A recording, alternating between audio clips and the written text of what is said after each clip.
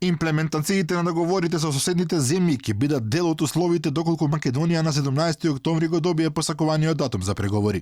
По безброј изјави дека преспанскиот со Грција и добрососедскиот со Бугарија се завршена работа и врно достигнување поради кој земјава станала пример во Европа. Премиерот сега признава дека нивната имплементација ќе влезе во заклучоците на самитот на лидерите на ЕУ. Истовремено сме свесни дека во заклучоците нормално дека покрај главниот заклучок одлука за почеток на преговори ќе имаме понатаму и имплементација на договорот со Бугарија, имплементација на договорот со Грција, тоа е многу логично, многу очекувано. Веќе ги гледаме и драфт извештаите и заклучоците како се подготвуваат од самите европски институции, така да покрај целата оваа дебата јас навистина останувам позитивен и оптимист. Покрај договорите, Македонија ќе добие и други бројни условувања при отворањето на поглавјата.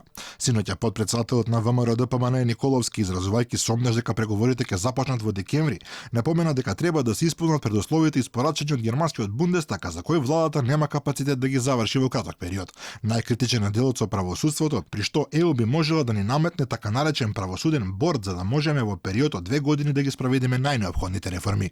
Франција и Холандија до последен момент ќе држат Македонија во страв дали ќе добие почеток на преговорите.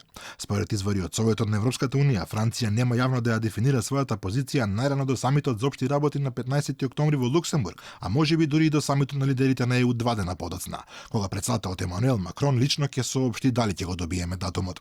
Но ова дополнителен притисок доаѓа и од Холандија. Премиерот Марк Руте порача дека постои загриженост околу датумот, иако како што потенцираше повеќе за Албанија отколку за Македонија.